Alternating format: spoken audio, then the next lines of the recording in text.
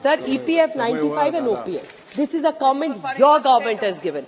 Prakash Javadekar ji was your spokesperson who said husband और wife साथ में रहे, 1000 मिले तो बहू भी उनको मान सम्मान देगी कि नहीं। नमस्कार दोस्तों, एम्प्लॉय खबर चैनल के एक और नए वीडियो में आप सभी का स्वागत है। ईपीएस 95 पेंशन धारकों का आंदोलन जोरदार तरीके से दिल्ली के रामलीला मैदान में 7/12/2023 को हुआ और इसके बाद अब यहां पर 4 दिनों से जंतर मंतर पर लगातार आंदोलन चल रहा है। इस आंदोलन का असर भी मीडिया से लेकर राजनीति तक अब यहाँ पर दिखने लगा है। आज लोकसभा में महाराष्ट्र की सांसद सुप्रिया सुले जी ने ईपीएस 95 पेंशन धारकों के इस मुद्दे को बखूबी ढंग से लोकसभा में रखा। आइए सुनते हैं यहाँ पर सुप्रिया सुले जी को। फिर सीनियर सिटीजन्स का सर, ये मेहनत मैं सुबह भी बोली थी, मेरे निर्वाचन क्षेत्र में बोल रही ये तो बिग इंफ्रास्ट्रक्चर प्रोजेक्ट, छोटे लोगों को भी याद रखिए सर, जिनके कारण हम सब है ये senior. 2 minute, just 2 small points and I will finish. Just 2 small points. Sir, EPF 95 and OPS. This is a comment your government has given.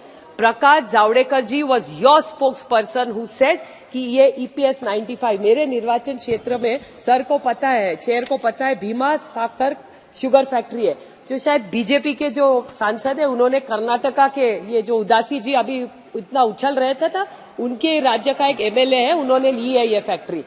तो ये भीमा साकर कारखाना दौड़ जो मेरे निर्वाचन क्षेत्र में है सर, ये बीजेपी के एमएलए है, उनकी फैक्ट्री थी पहले, और उनकी फैक्ट्री का एक सारंग कांबळे जी है, सारंग सोपान कांबळे जी है, जिन्होंने 33 साल पाटस में ये जो फैक्ट्री है वहां उन्होंने काम किया। हर महीने वो 500 रुपया देते थे।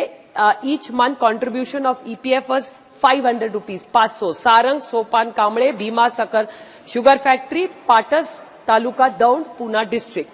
अभी वो 500 रुपया हर महीना देते थे और अभी उनको क्या मिलता है, 1000 रुपये के नीचे उनको अभी 1000 रुपया भी नहीं मिलता है। आप सोचिए, एक सीनियर सिटीजन, दोनों हस्बैंड और वाइफ साथ में रहे, 1000 मिले तो बहू भी उनको मान सम्मान देगी कि नहीं। उसके नाती को उसे छोटा सा गिफ्ट देना हो तो कहां से देते। और ये ईपीएस 95 और ओपीएस का आपकी सरकार ने कमिटमेंट किया था कि जब हम सरकार में आएंगे हम ये करेंगे। तो ये पैसा जाता कहाँ है सर? ये आप ही के पास तो आता है सरकार में। हेमा जी तो लेके गई थी प्राइम मिनिस्टर जी को मिलने, आगे क्या हुआ फिर? Where is this money? It is there hard earned money. एक विश्वास के साथ आपकी सरकार को दिया था। ये ईपीएस 95 और ओपीएस के पैसे का क्या हुआ? ये पेंशन के पैसे सर, सरकार के पैसे नहीं है ये। लेकिन हालांकि ऐसा नहीं है कि ईपीएस 95 पेंशन धारकों का ये मुद्दा पहली बार यहाँ पर लोकसभा में गया हो। लोकसभा में इससे 250 एमपी के पत्र जो है हम लोगों के पास में है। वो 250 पत्र जो है जो देने वाले एमपी वो भी हमारे सहायक है। हरामखोरो, तुम्हारे अगर एनुअल रिपोर्ट देखे जाए, एक्चुअली कहता है पैसे ही नहीं हमारे पास में। दिल्ली का आंदोलन ये हमारा ऐतिहासिक आंदोलन है। ऐतिहासिक विजय के लिए ऐतिहासिक आंदोलन करना पड़ता है और माननीय कमांडर साहब के नेतृत्व में, एनएसी के तत्वावधान में आप सभी ने अपना पुण्य और पुरुषार्थ लगाकर इस आंदोलन को सफल किया है, ऐसा हम मानते हैं। आपने बहुत अच्छा काम किया। आप सबका काम प्रशंसनीय है, अनुकरणीय है और वंदनीय है। एनएसी का इतिहास जब लिखा जाएगा उसमें आज का दिन ये सबसे महत्वपूर्ण होगा। क्यों? उसका कारण यह है कि हमारे भाई कल से 12 भाई आप सबके लिए आमरण सर में बैठे हैं। माननीय कमांडर साहब के प्रति हम कृतज्ञता व्यक्त करते हैं। हमें ऐसा नेता मिला है जो ज्ञान के क्षेत्र में बहुत शक्तिमान है, इसके बाद में बुद्धिमान है, इसके बाद में चरित्रवान है और सेना और सेनापति जहां है वहां विजय निश्चित रूप से मिलती है।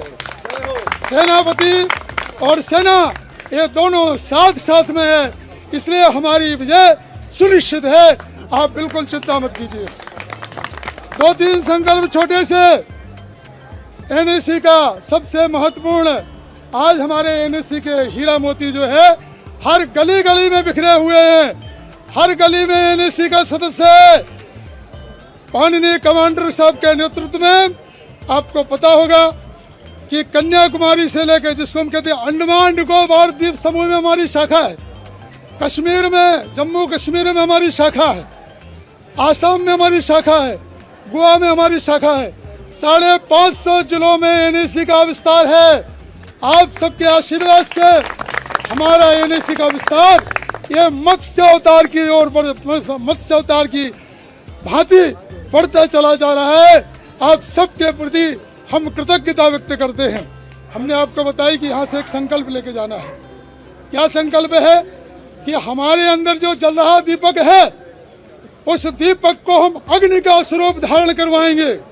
आपने देखा होगा प्रकृति के नियम है कि दीपक जलता है, हवा झोंका आता है और दीपक को बुझा डालता है, लेकिन वही दिया जब अग्नि का स्वरूप धारण कर लेता है तो वही हवा जो बुझाने वाली थी उसको मदद करती है और दीपक जो है बढ़ता हुआ चला जाता है। तो हमारा संघर्ष भी ऐसा है, आप लोग यहाँ से संकल्प लेके जाइए कि हम अपने व्यक्तित्व को ये जो छोटा सा दिया है उसको हम अग्नि के स्वरूप में इतना विस्तारित करेंगे कि जिससे जो आज वातावरण है, ईपीएफओ प्रतिकूल है, लेबर मिनिस्ट्री प्रतिकूल है, जो बहुत सारे एमपी भाई हमको भिखारी समझते हैं, ऐसे ही भाई हैं हमारे। कुछ ऐसे भाई हैं जो सहयोग कर रहे हैं, आपने देखा। कुछ ऐसे भाई हैं कि जो मांग करते करते स्वर्ग सिधार गए। एक इंदिरा कांग्रेस के राजीव सातव जी थे, कई बार उन्होंने हमारी डिमांड उठाई और आखिरी में जो है स्वर्ग को सिधार गए। वो ऐसे ऐसे एमपी भी हैं, पक्ष पार्टी का संबंध नहीं है, तो ऐसे ऐसे एमपी हैं जो मदद करते हैं। आपने देखा अभी 250 एमपी के पत्र जो है हम लोगों के पास में है। वो 250 पत्र जो है जो देने वाले एमपी वो भी हमारे सहायक हैं, वो भी हमारे शुभचिंतक हैं।